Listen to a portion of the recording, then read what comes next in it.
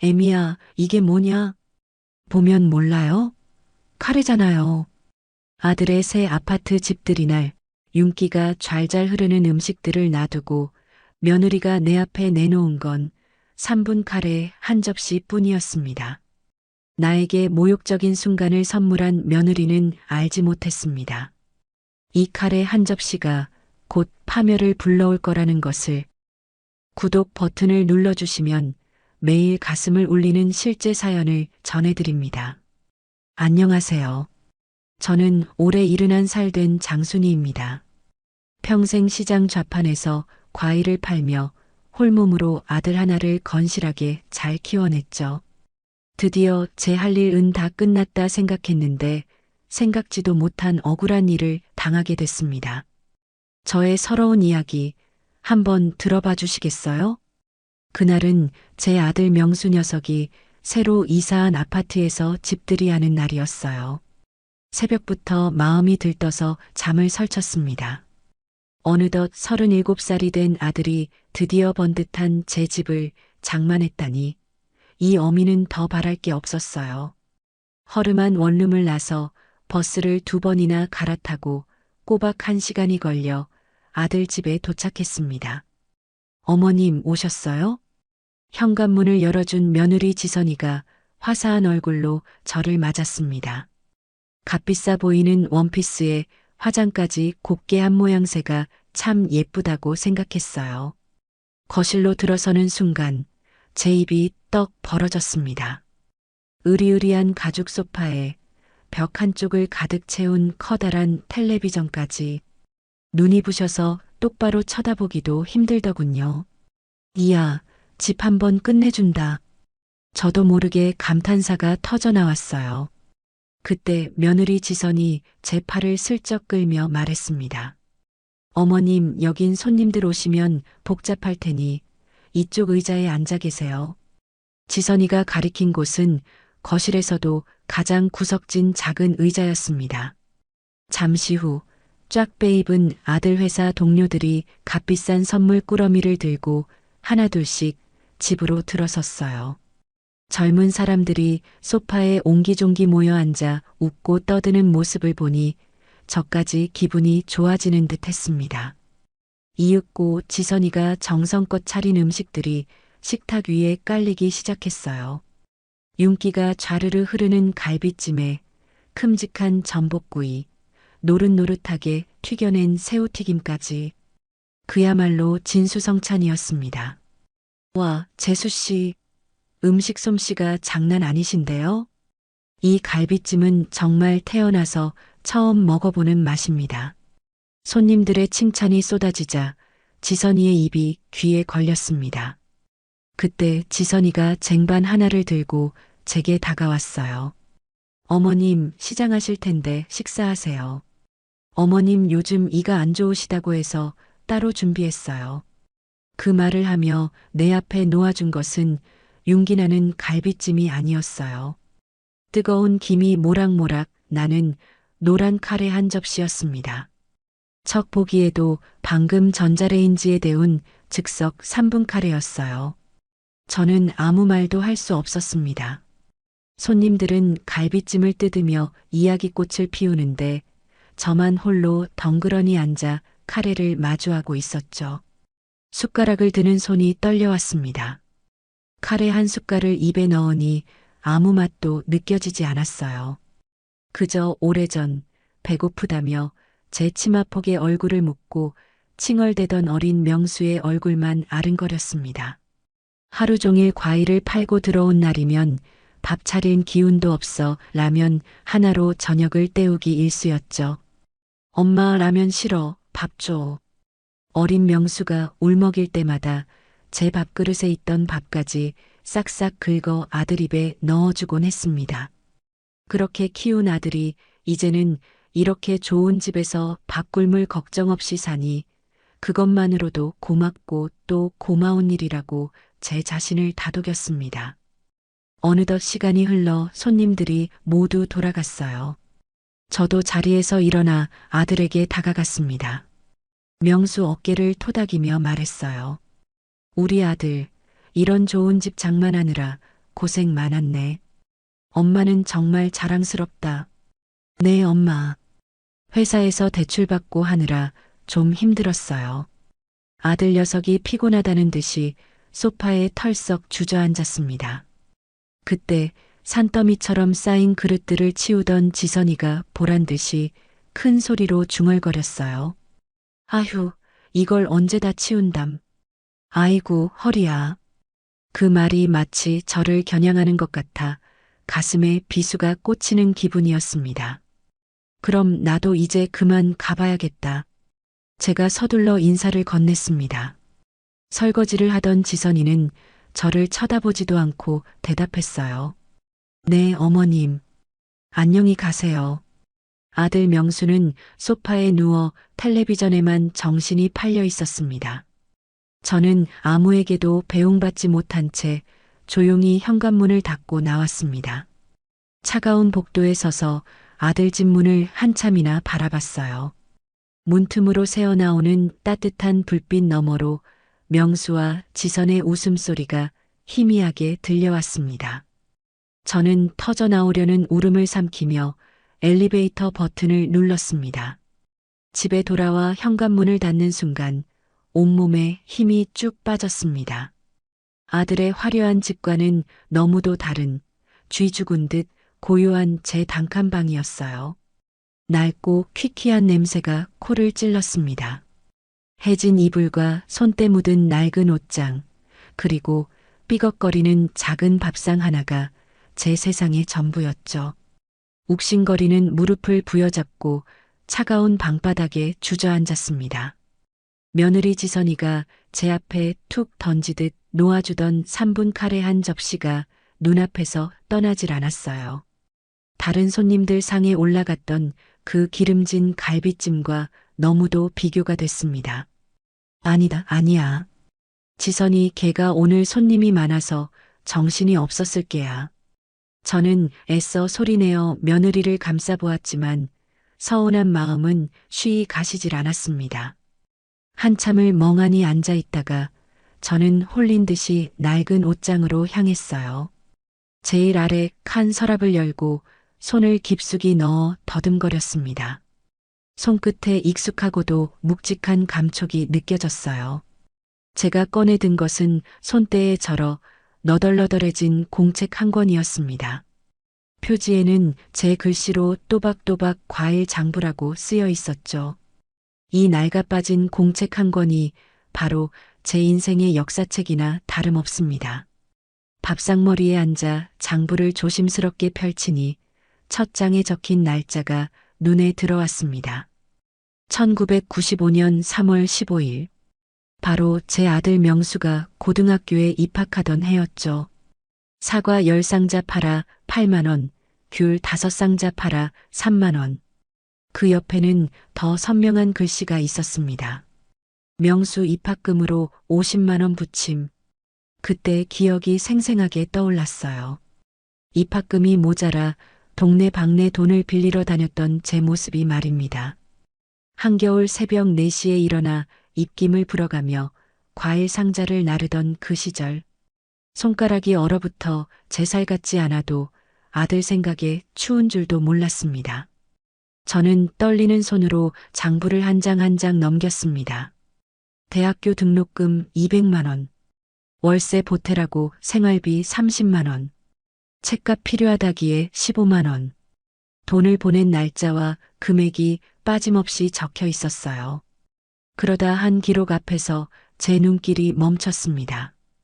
1998년 12월 24일. 명수 겨울옷 값으로 12만 원 보냄. 금일 총수입 8만 원. 번 돈보다 아들에게 보낸 돈이 더 많았던 그날. 저는 그날 저녁밥을 굶고 연탄불도 켜지 않은 채 이불을 뒤집어 쓴 채 덜덜 떨며 밤을 새웠습니다. 아들 녀석 따뜻한 옷 입고 기뻐할 모습을 떠올리면서요. 장부를 넘길수록 기록은 계속됐습니다. 명수 결혼식 비용이며 신혼집 전세자금 하다못해 회사에서 잘 보여야 한다며 사달라고 졸랐던 골프 채가까지. 이게 대체 전부 얼마야?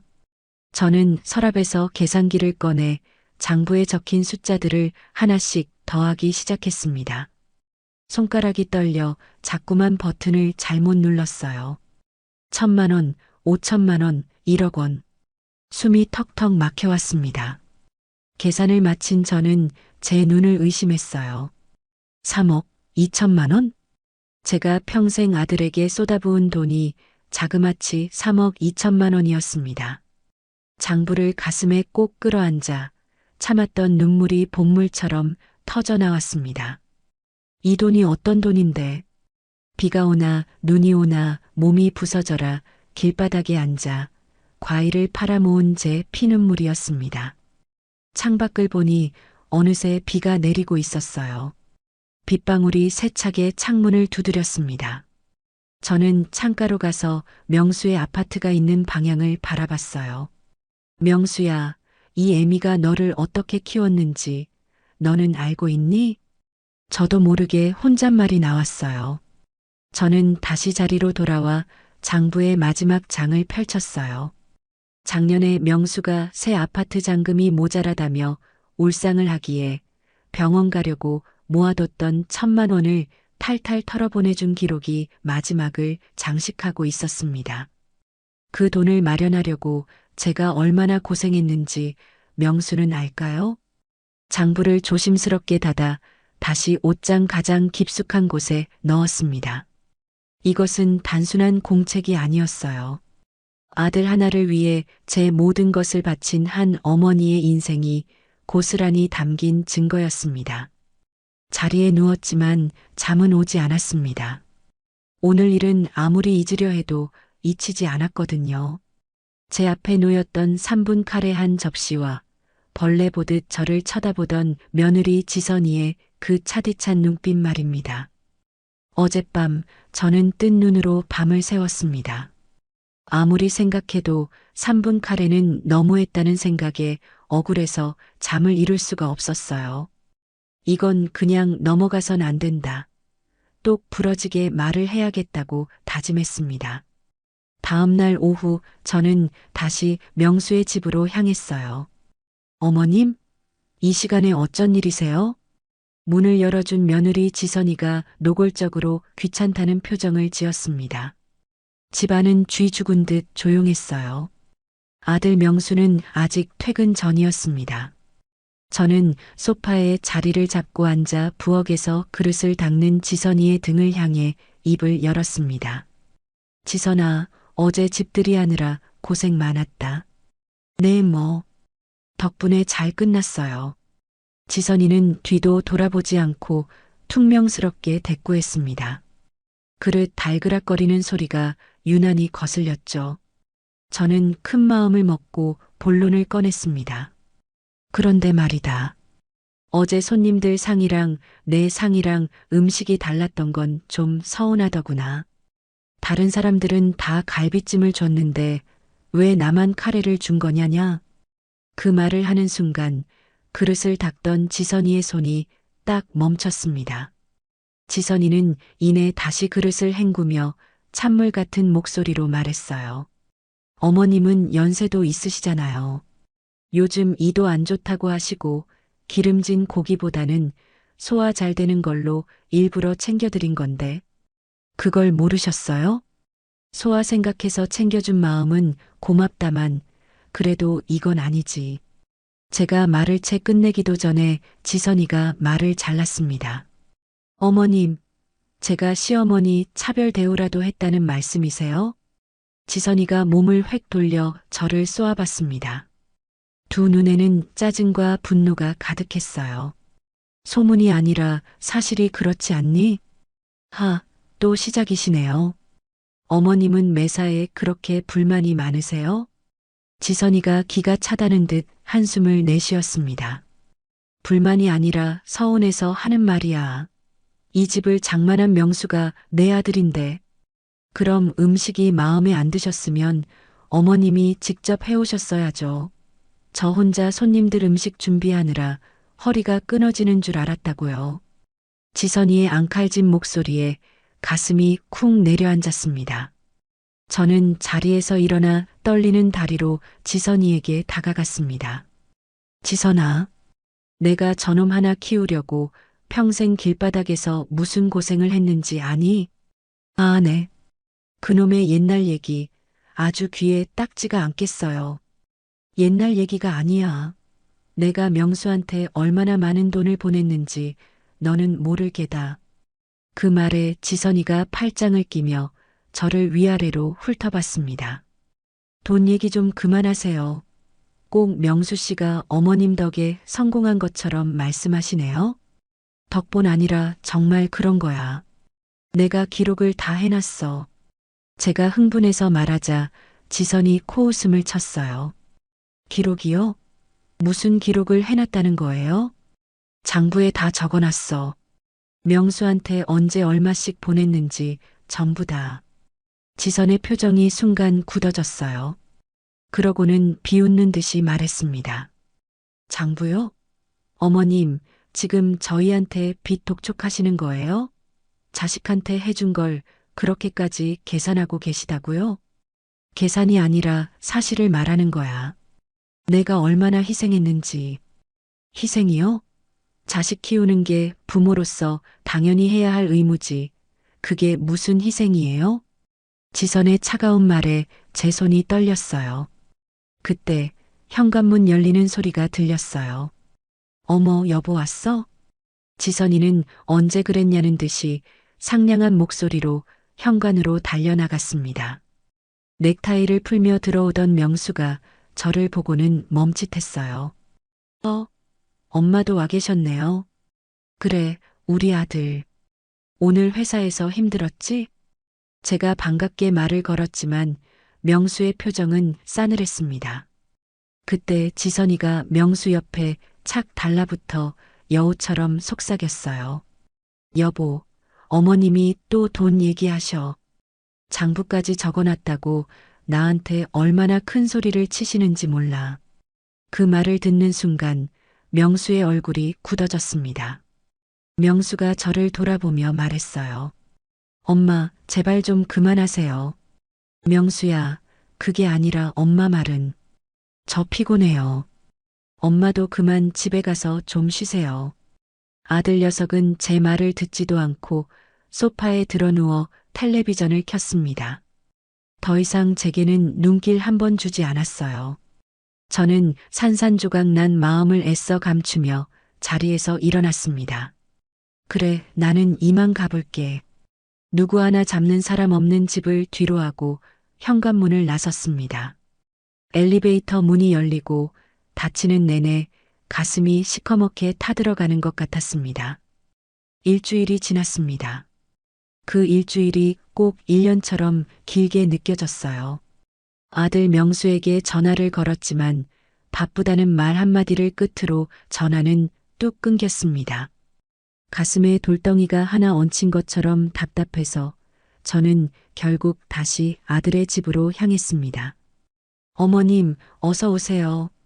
문을 열어준 지선이가 평소와 달리 살갑게 저를 맞았습니다.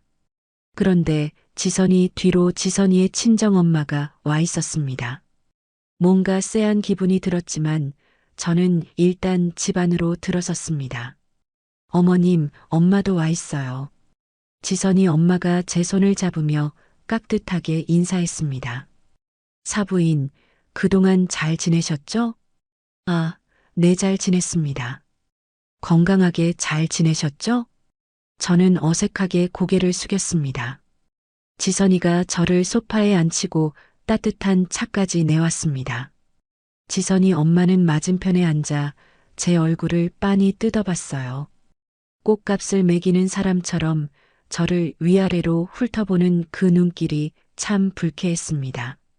사부인, 요즘 건강은 어떠세요? 지선이 엄마가 걱정스럽다는 듯이 물었습니다. 그냥 늘 똑같죠. 혼자 계시면 적적하고 힘드실 텐데. 괜찮아요. 혼자가 익숙해서. 그때 지선이가 기다렸다는 듯이 대화에 끼어들었습니다.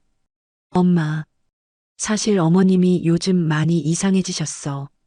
지선이 엄마가 눈을 동그랗게 뜨며 물었어요. 이상하다니? 어디 편찮으시다는 거야? 그게 아니라 자꾸 했던 말을 또 하시고 없는 일도 진짜 있었던 것처럼 말씀하세요. 저는 기가 막혀서 소리쳤습니다. 지선아, 너 지금 무슨 소리를 하는 거니? 내가 언제 그랬다고? 어머님 보세요. 또 이러시잖아요. 지난번에도 오셔서 돈 얘기만 계속하셨잖아요. 지선이가 제 말을 싹둑 자르고는 친정 엄마를 향해 눈짓을 했습니다. 그 눈짓을 받은 지선이 엄마는 걱정스러운 얼굴로 제게 바싹 다가앉았어요. 사부인, 혹시 요즘 들어 부쩍 깜빡깜빡 하시는 일은 없으세요? 그런 거 없어요. 그럼 어제 저녁엔 뭘 드셨는지 기억나세요? 지선이 엄마는 의사가 환자에게 물어보듯 말했습니다. 어제 된장찌개 끓여서 밥 먹었소. 혹시 주변에서 같은 질문을 자꾸 반복한다는 소리 들어본 적 없으시고요? 이게 대체 무슨 상황인지 두 사람이 작정이라도 한 듯이 저를 몰아붙이기 시작했습니다. 지선아, 너 엄마랑 짜고 나한테 무슨 짓을 하는 거니? 제가 지선이를 노려보며 묻자 지선이가 아주 심각한 표정으로 입을 열었습니다. 어머님, 제 생각엔 아무래도 치매 초기 증상이신 것 같아요. 뭐, 치매라고? 저는 너무 놀라 자리에서 벌떡 일어났습니다. 온몸이 부들부들 떨렸어요. 사부인, 진정하세요. 지선이 엄마가 다가와 제 팔을 붙들었습니다. 이거 나요. 난 멀쩡해. 치매라니 당치도 않은 소리. 어머님 보세요. 이렇게 갑자기 화를 내시는 것도 전형적인 증상이에요. 지선이가 혀를 차며 말하자 지선이 엄마가 고개를 끄덕이며 거들었습니다. 맞다. 치매 환자들이 처음에는 자기 병을 완강하게 부인한다고 하더구나. 내가 치매라니. 멀쩡한 사람 앉혀놓고 이게 무슨 행동이야? 정신 나간 소리 좀 작작해. 제가 악을 쓰자 두 사람이 기다렸다는 듯이 눈빛을 교환했습니다. 지선이 엄마가 저를 살살 달래기 시작했어요. 사부인, 화내실 일 아니에요. 그냥 병원 가서 간단한 검사만 한번 받아보시면 돼요. 제가 아는 유명한 의사 선생님이 계시거든요. 검사는 무슨 놈의 검사? 난 하늘이 두 쪽 나도 병원 같은데 안 가요. 어머님, 정말 아무 문제 없으시면 검사 받는 게 뭐가 두려우세요? 지선이가 제 팔을 억지로 잡아 끌었습니다. 이 손 놓지 못해? 저는 지선의 손을 거칠게 뿌리쳤습니다. 그 순간 지선이 엄마가 들릴 듯 말 듯 속삭였어요. 어머나, 폭력적인 성향까지 보이시네. 그 말에 눈앞이 캄캄해졌습니다. 이 사람들이 나를 아주 정신병자로 만들 작정이구나 싶었습니다. 나는 치매 아니야. 내가 니들한테 얼마나 많은 돈을 줬는지 똑똑히 다 기억하고 있다고. 어휴, 또 돈 얘기. 지선이가 질렸다는 듯 한숨을 쉬었습니다. 지선이 엄마는 마치 결론을 내리듯 말했어요. 지선아, 아무래도 사부인 혼자 지내시는 건 너무 위험하겠구나. 네, 엄마. 좋은 요양원으로 알아봐야 할 것 같아요. 요양원? 저는 두 사람을 번갈아 쳐다봤습니다. 지선이는 정말 저를 걱정한다는 얼굴로 말했어요. 네, 어머님. 혼자 계시면 가스 불 켜놓고 깜빡하실 수도 있고 위험하잖아요. 다 어머님을 위해서예요. 내가 언제 가스불을 잘못 썼다고 그래. 사부인, 진정하시고 저희 말 들으세요. 지선이 엄마가 제 어깨에 손을 올리는 순간 저는 그 손을 뿌리치고 현관으로 뛰었습니다. 나는 치매가 아니야. 요양원 같은 데는 절대 안 가. 문을 박차고 뛰쳐나와 복도에서 숨을 헐떡였습니다. 등 뒤로 두 사람의 목소리가 똑똑히 들려왔어요. 증세가 생각보다 심각하네. 당장 내일이라도 병원 예약부터 잡아야겠다. 네, 엄마. 그렇게 해주세요. 저는 다리에 힘이 풀려 그 자리에 주저앉을 뻔했습니다. 집으로 돌아오자마자 옷장 서랍을 열어 과일 장부를 꺼냈습니다. 한자 한자 제 손으로 직접 쓴 글씨가 선명했어요. 날짜도 금액도 모든 것이 제 기억과 정확히 일치했습니다. 그래, 이 장부가 증인이야. 내 정신이 멀쩡하다는 증거라고. 저는 장부를 가슴에 꼭 끌어안은 채 밤새 뜬 눈으로 울었습니다. 결국 며칠 뒤 저는 지선이 엄마의 손에 이끌려 병원에 다녀와야 했습니다. 의사는 제게 몇 가지를 묻고 그림 몇 개를 보여주더니 별다른 문제가 없다고 말했어요. 하지만 제 마음은 조금도 편해지지 않았습니다. 오히려 집으로 돌아오는 내내 불길한 예감에 심장이 무겁게 가라앉았죠. 한참을 방황하다가 시간이 꽤 흐른 뒤 집에 들어갔습니다. 그런데 현관문을 열고 집 안으로 들어서는 순간 저는 제 두 눈을 의심했습니다. 집안이 낯설 정도로 텅 비어 있었어요. 제 손때 묻은 살림살이들이 전부 사라지고 없었습니다. 아니, 이게 다 뭐야? 옷장 위에 겹겹이 쌓아뒀던 상자들, 구석에 소중히 모아뒀던 옛날 물건들이 흔적도 없이 사라졌습니다. 그때 독한 세제 냄새와 함께 지선이가 부엌에서 나타났어요. 고무 장갑을 낀 손에 청소용 소를 든 채였습니다. 어머님 오셨어요? 마치 아무 일도 없었다는 듯한 태연한 목소리였습니다. 지선아, 내 물건들, 내 살림들이 다 어디로 간 게냐? 제가 경악해서 묻자 지선이는 아무렇지도 않게 대답했습니다. 아, 그거요? 제가 오늘 사람 불러서 싹 다 정리했어요. 사람을 불러 내 허락도 없이 남의 집 물건을 함부로 어머님을 위해서 그런 거죠. 의사 선생님도 그러셨잖아요. 주변 환경이 복잡한 게 치매에 제일 안 좋다고요. 저는 대꾸할 가치도 없다는 생각에 옷장으로 달려갔습니다. 서랍을 열자 제 옷들이 몇 개 남지 않고 텅 비어 있었습니다. 내 옷이랑 상자 안에 있던 것들은 다 어디 갔어? 전부 다 버렸어요. 어차피 낡고 해져서 입지도 못하는 것들이었잖아요. 지선이의 그 말에 다리에 힘이 풀려 주저앉을 뻔했습니다. 버렸다고? 내 추억이 담긴 물건들을 네가 뭔데 함부로 버려. 어머님, 그런 쓰레기들을 뭐하러 끌어안고 사세요. 제가 새 걸로 채워드릴게요. 저는 그 말을 무시하고 미친 사람처럼 옷장 서랍을 뒤지기 시작했습니다. 가장 깊숙한 곳, 제 목숨보다 소중히 여겼던 그것이 보이지 않았어요. 내 장부, 내 과일 장부 어디 있냐고. 장부요? 무슨 장부 말씀이세요?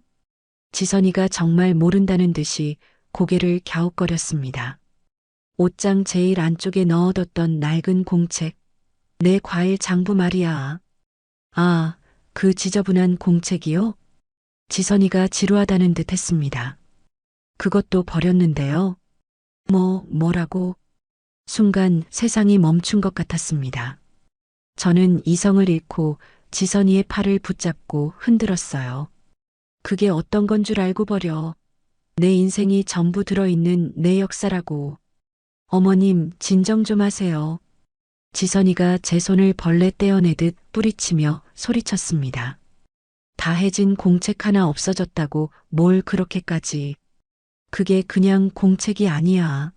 내가 명수한테 보낸 돈이 전부 기록된 내 피눈물이라고. 어휴, 또 돈 얘기. 없는 물건 가지고 자꾸 있다고 우기시는 걸 보니 역시 치매가 맞으신 거 아니에요? 지선이가 혀를 차며 저를 한심하게 쳐다봤습니다. 치매 아니야. 그 장부만 있으면 내 말이 전부 사실이라는 걸 증명할 수 있어.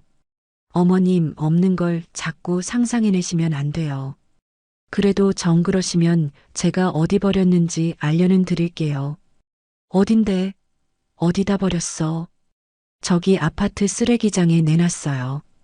지선이가 창밖을 턱짓으로 가리키며 무심하게 말했습니다. 그런데 아마 지금쯤이면 쓰레기차가 실어 갔을걸요?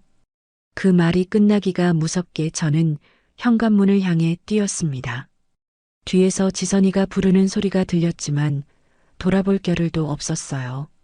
아파트 뒤편 쓰레기 집화장으로 미친 듯이 달려갔습니다. 제발, 제발 아직 수거해 가지 않았기를. 제 인생이, 제 모든 것이 저 쓰레기 더미 속에 파묻혀 있었습니다. 산더미처럼 쌓인 검은 쓰레기 봉투 더미 앞에서 저는 그만 절망하고 말았습니다. 아이고, 이걸 어디서 찾으라고. 저는 그 자리에 무릎을 꿇고 앉아 맨손으로 첫 번째 쓰레기 봉투를 찢기 시작했습니다.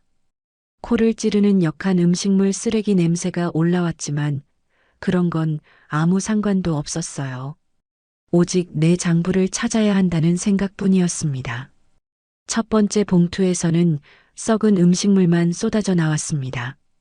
두 번째 봉투는 다른 집에서 버린 기저귀로 가득했어요. 제 물건은 어디에도 보이지 않았습니다. 그때 제 등 뒤에서 목소리가 들렸습니다.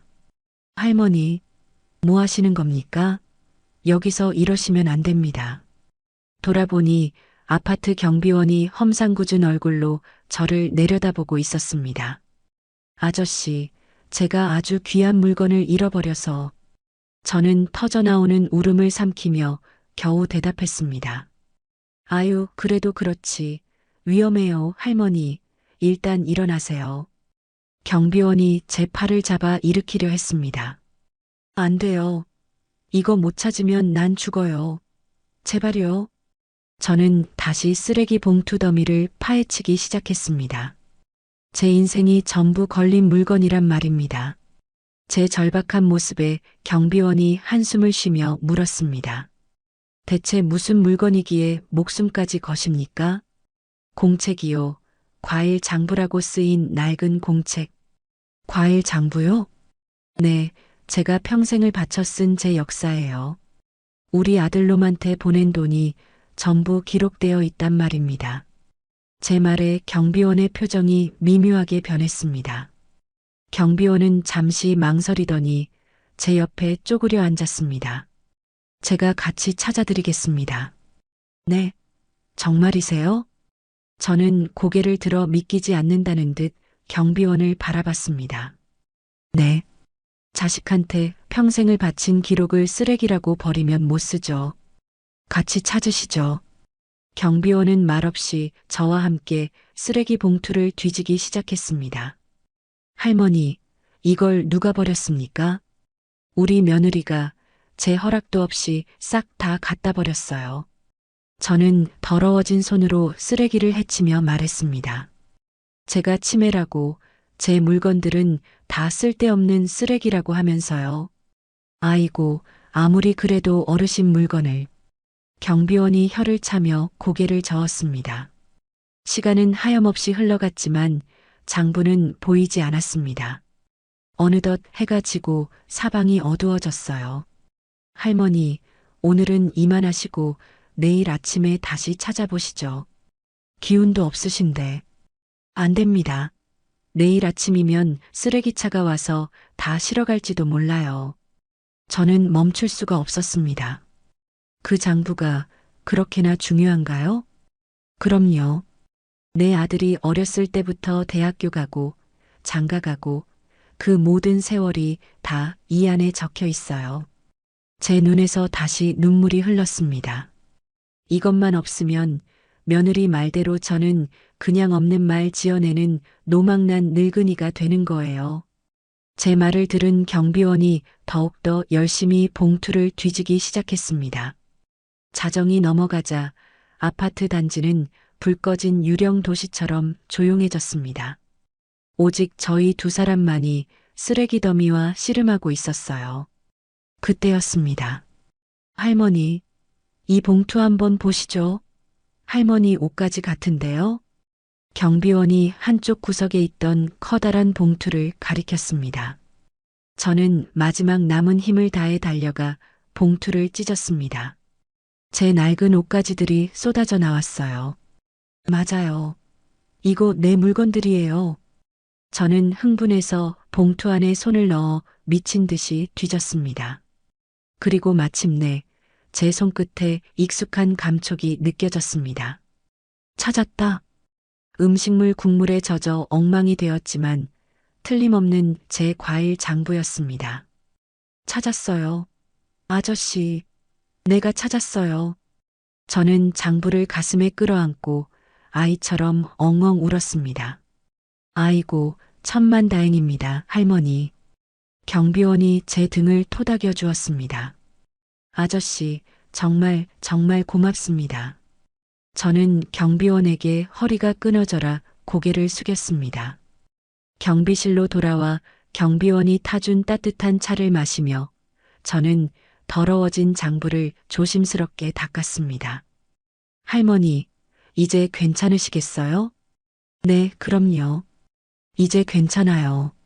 저는 제 목숨과도 같은 장부를 품에 꼭 안고 말했습니다. 이제 내가 거짓말쟁이가 아니라는 걸, 내 정신이 멀쩡하다는 걸 증명할 수 있으니까요. 제 목숨과도 같은 과일 장부를 되찾은 지 꼭 일주일이 지났습니다. 저는 매일 밤낮으로 장부를 들여다봤지만 가슴은 더욱 답답해져만 갔어요. 내 억울함을 증명해줄 유일한 증거인데 이걸 들고 어디로 가야 할지 막막했습니다. 아들 명수에게 몇 번이나 전화를 걸었지만 받지 않더군요. 답답한 마음에 정처 없이 동네를 걷다가 동네 복지관 앞을 지나게 됐습니다. 입구에 큼지막하게 걸린 현수막 하나가 제 발길을 붙잡았어요. 어르신들을 위한 무료 법률 상담. 저는 한참 동안 그 글씨를 멍하니 바라봤습니다. 혹시나 하는 마음에 저는 홀린 듯이 복지관 안으로 들어갔어요. 어르신, 무슨 일로 오셨어요? 접수처의 젊은 직원이 친절하게 물었습니다. 저기 법률 상담이라는 걸 한번 받아보고 싶어서요. 네, 잘 오셨어요. 2층 상담실로 올라가시면 변호사님 계세요. 저는 삐걱거리는 계단을 올라 상담실 문을 조심스럽게 두드렸습니다. 네, 들어오세요. 문을 열고 들어가자 단정하게 생긴 젊은 여자가 저를 보고 일어섰습니다. 28이나 되었을까? 아주 똑 부러지게 생긴 아가씨였어요. 안녕하세요, 어르신. 저는 변호사 최수진입니다. 편하게 앉으세요. 아, 네. 저는 어색하게 최수진 변호사 맞은편 의자에 앉았습니다. 무슨 고민 때문에 오셨는지 차근차근 말씀해 주시겠어요? 최수진 변호사가 펜을 들고 저를 따뜻한 눈으로 바라봤습니다. 저는 한참을 망설이다 어렵게 입을 열었어요. 제 아들하고 며느리 때문에 제가 아들놈한테 평생을 바쳐 돈을 보태줬는데 이제 와서 저를 무시하고 치매 환자 취급을 합니다. 치매 환자라고요? 최수진 변호사의 눈빛이 날카로워졌습니다. 네, 며느리는 제 살림살이를 전부 쓰레기라고 내다버리고 저를 요양원에 보내려고 해요. 허락도 없이 물건을 버린 건 명백한 재물손괴고 요양원 얘기도 협박이 될 수 있어요. 혹시 아드님께 돈을 주셨다는 증거가 있으신가요? 그 말에 저는 기다렸다는 듯이 가방에서 과일 장부를 꺼냈습니다. 네, 여기 있어요.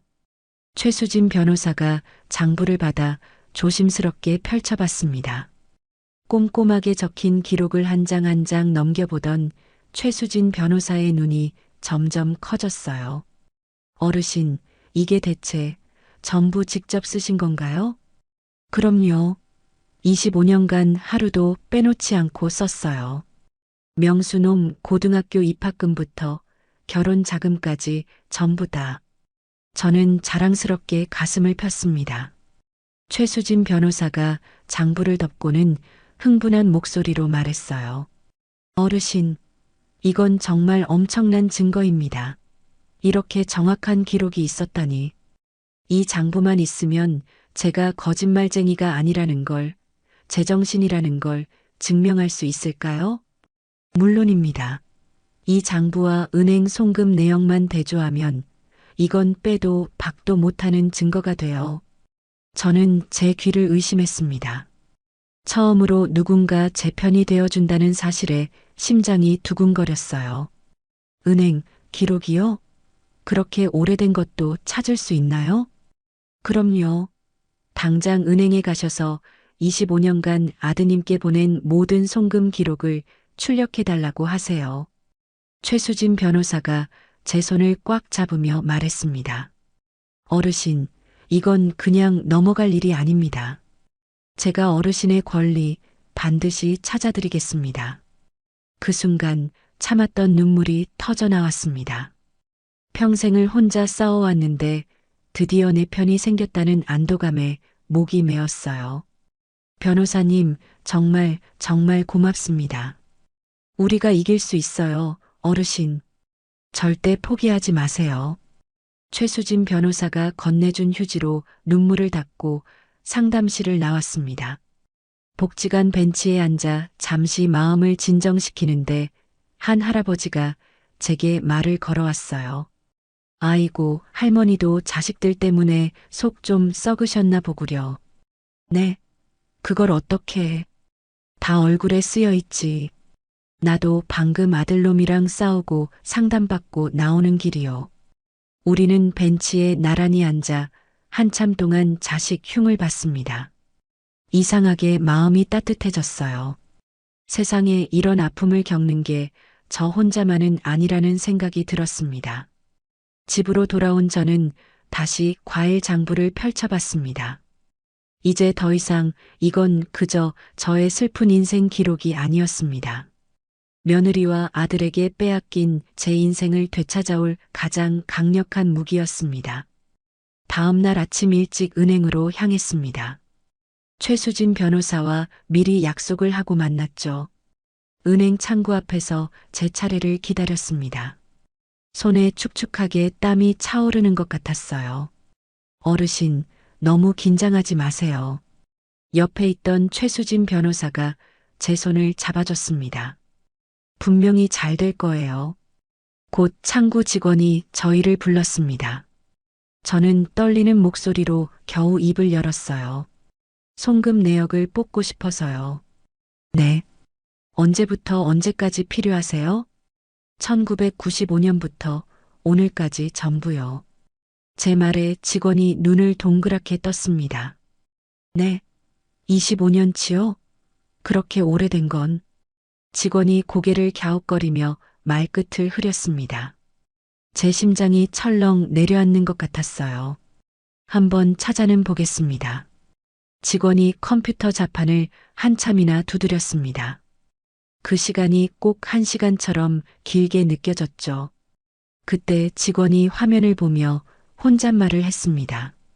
어머나, 이게 다 있네. 기록이 전부 다 남아 있습니다. 정말이요? 그게 정말입니까? 저는 믿기지 않아서 되물었습니다. 네, 바로 출력해 드릴게요. 다만 양이 많아서 시간이 좀 걸립니다. 곧 프린터기에서 종이가 쏟아져 나오기 시작했어요. 한 장, 두 장, 끝도 없이 나왔습니다. 제 지난 25년의 세월이 쏟아져 나오는 것 같았죠. 마침내 출력이 끝나자 두꺼운 서류 뭉치가 쌓였습니다. 저는 떨리는 손으로 맨 윗장을 펼쳤습니다. 1995년 3월 15일. 입금자 장순이. 수취인 김명수. 50만 원. 제 과일 장부에 적힌 내용과 토씨 하나 다르지 않았어요. 어르신, 해냈어요. 최수진 변호사가 제 손을 잡고 외쳤습니다. 장부랑 금액이 똑같아요. 하늘이 도우셨어. 저는 그제야 안도의 한숨을 내쉬었습니다. 우리는 바로 최수진 변호사의 사무실로 향했어요. 책상에 과일 장부와 송금 내역을 나란히 펼쳤습니다. 최수진 변호사가 서류를 보며 하나씩 읽기 시작했어요. 1995년 3월 15일 고등학교 입학금 50만 원. 네. 여기 장부에도 똑같이 적혀 있어요. 제가 장부를 손가락으로 짚으며 대답했습니다. 같은 해 4월 2일, 교복값 20만 원. 네, 맞아요. 그것도 여기. 5월 10일, 생활비 15만 원. 모든 기록이 무서울 정도로 정확히 맞아떨어졌습니다. 최수진 변호사가 펜을 탁 내려놓으며 말했어요. 어르신, 이건 완벽한 증거입니다. 법정에서 우리가 무조건 이깁니다. 정말, 정말 우리가 이길 수 있을까요? 네. 이제 이 장부가 진짜라는 공증만 받으면 돼요. 우리는 곧장 공증사무소로 달려갔습니다. 나이 지긋한 공증사가 돋보기로 장부를 살폈습니다. 종이 색깔이나 잉크가 바랜 정도로 보아 이 장부는 절대 위조가 불가능합니다. 공증사가 서류에 쾅 하고 도장을 찍어 주었습니다. 사무실로 돌아오자마자 본격적인 소송 준비가 시작됐죠. 어르신, 이제 소장을 법원에 내야 합니다. 그럼 명수한테도 연락이 가는 건가요? 네. 법정에서 만나셔야 할 거예요. 최수진 변호사의 말에 가슴이 무너지는 것 같았습니다. 제 아들을 제 손으로 법정에 세워야 한다니요. 꼭 명수를 고소해야만 할까요? 어르신, 다른 방법이 없습니다. 최수진 변호사가 제 눈을 똑바로 보며 말했습니다. 아드님과 며느님은 어르신을 치매로 몰았어요. 요양원에 버리려고까지 했고요. 그 말에 지선이의 차가운 눈빛이 떠올랐습니다. 저를 정신병자 취급하던 그 모습이 선명했어요. 저는 입술을 깨물고 고개를 끄덕였습니다. 알겠어요. 하겠습니다. 잘 생각하셨어요. 어르신, 최수진 변호사가 확신에 찬 목소리로 말했습니다. 제가 변호사 5년 하면서 이렇게 완벽한 증거는 처음 봅니다. 법정에서 당당하게 진실만 말씀하세요. 저는 제 과일 장부를 가슴에 꼭 끌어안았습니다. 며칠 후 법원에서 우편물이 도착했습니다. 재판 날짜가 잡혔다는 통지서였습니다. 저는 떨리는 마음으로 그날을 기다렸습니다. 드디어 재판 날이 밝았습니다. 저는 새벽같이 일어나 가장 좋은 옷을 꺼내 입었죠. 최수진 변호사와 법원으로 향하는 내내 심장이 가슴 밖으로 튀어나올 것만 같았습니다. 어르신, 너무 긴장하지 마세요. 최수진 변호사가 제 손을 꽉 잡아주며 말했습니다. 우리가 무조건 이길 거예요. 법원 건물은 생각보다 훨씬 크고 위압적이었습니다. 무거운 발걸음으로 법정 안에 들어섰어요. 아들 명수와 며느리 지선이 이미 와 있었습니다. 그 옆에는 기름기가 좔좔 흐르는 변호사도 앉아 있었죠. 명수는 저를 보더니 황급히 고개를 돌렸습니다. 지선이는 아예 눈길조차 주지 않았어요. 잠시 후 근엄한 표정의 판사가 들어왔습니다. 높은 의자에 앉은 판사가 망치를 두드렸어요. 지금부터 장순이 대 김명수 사건 재판을 시작하겠습니다. 먼저 최수진 변호사가 자리에서 일어났습니다. 존경하는 재판장님, 원고는 25년간 피고에게 총 3억 2천만 원을 송금했습니다. 이에 대한 상환을 청구하는 바입니다. 그 말이 끝나자마자 상대편 변호사가 벌떡 일어났습니다. 이에 있습니다. 재판장님, 원고의 주장은 아무런 근거가 없습니다. 이는 모두 노세한 어머님의 망상일 뿐입니다. 망상이라니요. 기가 막혀 피가 거꾸로 솟는 것 같았습니다. 최수진 변호사가 제 대신 차분하게 반박했어요. 재판장님, 여기 증거가 있습니다. 최수진 변호사가 과일 장부와 두꺼운 서류를 제출했습니다. 원고가 25년간 직접 작성한 과일 장부와 은행에서 발급받은 송금 기록입니다. 판사가 장부를 넘겨받아 펼쳐봤습니다. 꼼꼼한 기록에 놀랐는지 미간을 살짝 찌푸렸죠. 상대 변호사가 다시 끼어들었습니다. 재판장님, 그건 그저 용돈일 뿐입니다. 부모가 자식에게 주는 건 당연한 도리 아닙니까? 판사가 제 아들 명수를 바라봤습니다. 피고 김명수 씨 어떻게 생각하십니까? 명수가 자리에서 힘겹게 일어났습니다. 모기만 한 목소리로 겨우 대답했어요. 어머니가 자발적으로 주신 돈입니다. 제가 달라고 한 적은 없습니다. 그 거짓말에 더는 참을 수가 없었습니다. 명수야, 네가 사업 자금 모자라다고 새벽에 울면서 전화하지 않았니? 그때 지선이가 자리에서 일어나 말했어요. 존경하는 재판장님, 저희 시어머니는 현재 치매 증상이 있습니다. 따라서 증언을 신뢰할 수 없습니다. 뭐, 치매? 여기 와서까지 그놈의 치매 소리야? 제가 소리치며 벌떡 일어나자 법정이 소란스러워졌습니다. 원고, 착석하세요. 판사의 불호령이 떨어졌습니다. 그때 최수진 변호사가 서류 하나를 꺼내 들었습니다.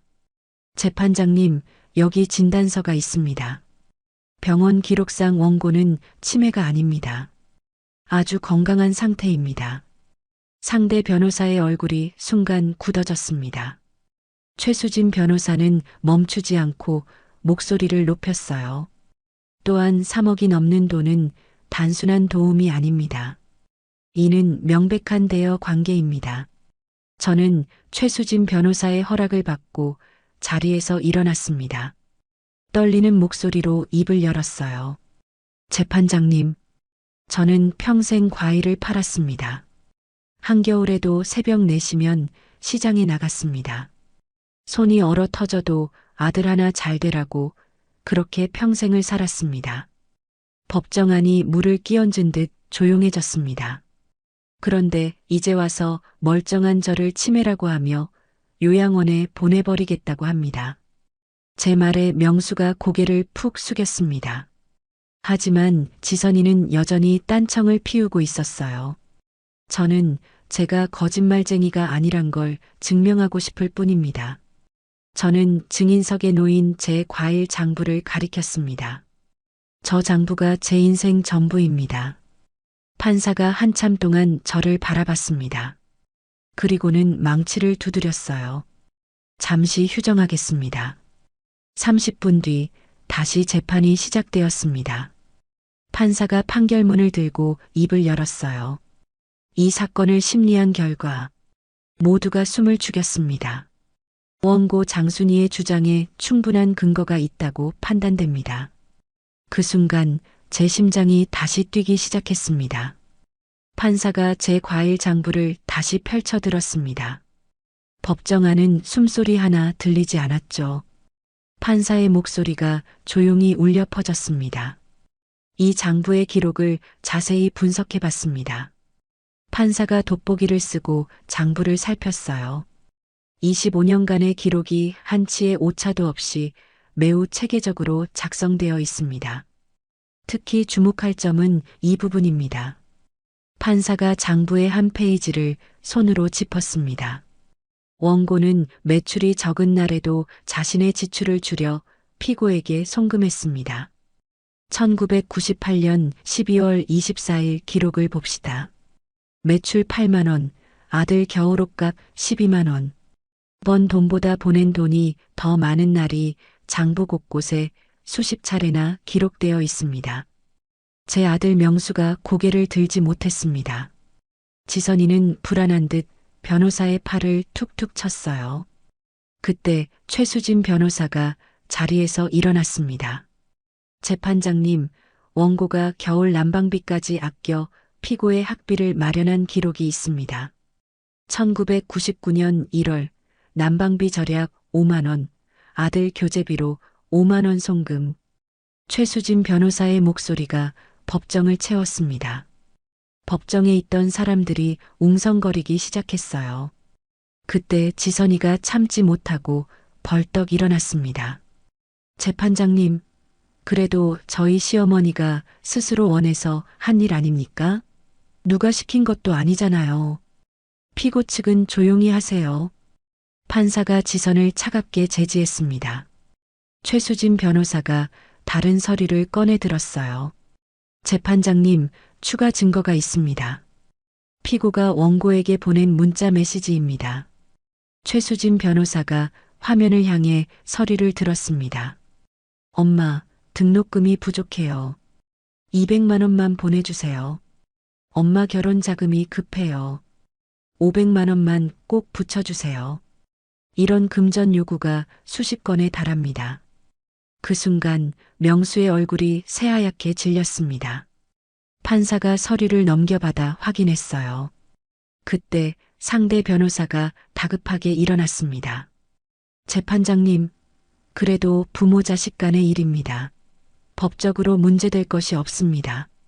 판사가 단호하게 변호사의 말을 잘랐습니다.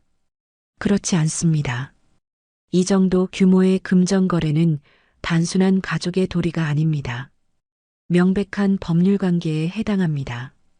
판사는 다른 서류를 들어 올렸습니다.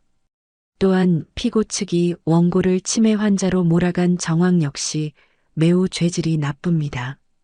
진단서에 따르면 원고는 아주 건강합니다. 이는 원고의 주장을 무너뜨리기 위해 의도적으로 인격을 모독한 행위입니다. 지선이가 충격을 받은 듯 휘청거렸습니다. 최수진 변호사가 마지막 서류를 제출했어요. 원고의 동의 없이 개인 소유물을 폐기한 것이 또한 명백한 재산권 침해입니다. 명수와 지선은 더 이상 아무 말도 하지 못했습니다. 판사가 판결문을 들고 엄숙하게 말했어요. 이제 판결을 내리겠습니다. 이 사건은 단순한 가족 갈등이 아니라 명백한 금전적 법률 관계임을 인정합니다. 제 눈에서 뜨거운 눈물이 흘러내렸습니다. 이에 법원은 원고가 피고에게 보낸 돈을 전액 대여금으로 인정하는 바입니다. 피고 김명수는 원고 장순이에게 총 3억 2천만 원을 즉시 상환하십시오. 땅, 땅, 땅. 망치 소리가 법정을 울렸습니다. 이상으로 판결 선고를 마치겠습니다. 명수와 지선은 그 자리에 망부석처럼 굳어 있었습니다. 저는 최수진 변호사의 손을 붙잡고 엉엉 울었습니다. 제 길고 외로웠던 싸움이 드디어 끝나는 순간이었습니다. 판결이 나고 석 달이 흘렀습니다. 아들 명수는 법원 결정에 따라 돈을 모두 보내왔죠. 저는 그 돈으로 동네 상가에 작은 가게를 얻었습니다. 제 이름 석자를 건 과일 가게를 여는 겁니다. 순인의 과일마트. 새 간판을 올리는데 가슴이 벅차올랐습니다. 25해 만에 다시 시작하는 제2의 인생이었어요. 가게 안은 환하고 정갈하게 꾸몄습니다. 반짝반짝 윤이 나는 과일들을 정성껏 진열했죠. 드디어 개업날 아침이 밝았습니다. 새 앞치마를 두르고 활짝 가게 문을 열었어요. 얼마 지나지 않아 첫 손님이 찾아왔습니다. 할머니, 가게가 이쁘구만요. 복지관에서 만났던 김씨 할아버지였습니다. 두 손에는 예쁜 난 화분을 들고 있었어요. 아이고, 여기까지 어떻게. 당연히 와서 축하해 드려야죠. 힘든 일 다 이겨내시고 정말 대단하십니다. 전부 도와주신 분들 덕분이에요. 그때 가게 문이 다시 열렸습니다. 경비원이 꽃다발을 들고 서 있었어요. 할머니, 개업 축하드립니다. 아이고, 아저씨, 어서 와요. 저는 경비원에게 허리 숙여 고맙다고 인사했습니다. 그날 밤에 아저씨가 아니었으면 저는 아마 모든 걸 포기했을 겁니다. 에이, 아닙니다. 당연히 할 일을 한 건데요. 경비원이 쑥스러운 듯 환하게 웃었습니다. 곧이어 최수진 변호사도 바쁜 시간을 쪼개 찾아왔어요. 어르신, 가게가 정말 멋지네요. 최수진 변호사가 제 가게를 둘러보며 감탄했습니다. 전부 변호사님 덕분입니다. 제가 최수진 변호사의 손을 꼭 잡았습니다. 변호사님이 아니었다면 제가 어떻게 이런 날을 맞았겠어요. 아니에요. 어르신께서 포기하지 않으셨기 때문이에요. 최수진 변호사가 제 손을 따뜻하게 맞잡아 주었습니다. 그때 첫 손님이 가게로 들어왔어요. 호기심 어린 눈으로 가게를 둘러보던 동네 아주머니였죠. 여기 과일 가게가 새로 생겼나 봐요? 네, 어서 오세요. 오늘 막 문 열었습니다. 제가 활짝 웃으며 손님을 맞았습니다. 사과가 참 좋네. 한 봉지 얼마예요? 싱싱한 걸로만 가져왔어요. 5,000원입니다. 어머, 싸다. 한 봉지 주세요. 제 인생의 두 번째 첫 매출이었습니다. 저는 새로 마련한 장부를 꺼내 또박또박 기록했어요. 사과 한 봉지 5,000원. 이 기록은 희생이 아니었습니다. 오롯이 제 미래를 위한 첫걸음이었죠. 오후가 되자 손님들이 하나둘 늘었습니다. 손님들과 정겹게 이야기를 나누는 시간이 참 즐거웠어요. 저녁이 되어 가게 문을 닫을 시간이 됐습니다. 하루 매출을 계산해 보니 15만 원이었어요. 첫날 치고는 아주 훌륭해. 저는 장부에 매출을 적으며 혼잣말을 했습니다. 가게 문을 잠그고 나오니 하늘에 붉은 노을이 지고 있었죠. 그 따뜻한 빛이 꼭 저를 위로해 주는 것만 같았습니다. 아들 명수와는 아직 연락 한 통 없습니다. 하지만 이제 괜찮습니다. 저는 더 이상 아들에게 기댈 필요가 없으니까요. 집에 돌아와 새 장부를 다시 펼쳤습니다. 오늘 있었던 감사한 일들을 차곡차곡 적어 내려갔어요. 개업 첫날, 매출 15만 원, 고마운 사람들이 찾아온 행복한 날, 내 인생의 새로운 시작. 저는 만족스러운 미소를 지으며 장부를 덮었습니다. 71살에 다시 시작하는 제2의 인생. 이제 누구에게도 의지하지 않고 이 장부와 함께 당당하게 살아갈 겁니다. 여러분, 제 사연을 끝까지 들어주셔서 정말 고맙습니다. 71살에 새로운 인생을 시작한다는 게 쉬운 일은 아니었어요. 하지만 포기하지 않고 끝까지 싸웠기 때문에 지금의 제가 있을 수 있었습니다. 25년 동안 써온 과일 장부는 단순한 기록이 아니었어요. 한 어머니의 사랑과 희생, 그리고 존재 증명이었습니다. 그 장부 덕분에 저는 제 삶을 되찾을 수 있었어요. 누구든 인생에서 억울한 일을 당할 수 있습니다. 하지만 포기하지 마세요. 진실은 언젠가 밝혀지고 정의는 반드시 실현됩니다. 지금 이 순간도 어디선가 저와 같은 처지에 있는 분들이 계실 거예요. 힘내세요. 당신의 이야기도 소중합니다. 이제 저는 순인의 과일마트에서 새로운 꿈을 키워가고 있어요. 나이가 들었다고 끝이 아닙니다. 언제든 새로운 시작이 가능해요. 이야기를 끝까지 들어주신 분이 계시다면 잘 들었다고 댓글 하나만 남겨주세요. 감사합니다.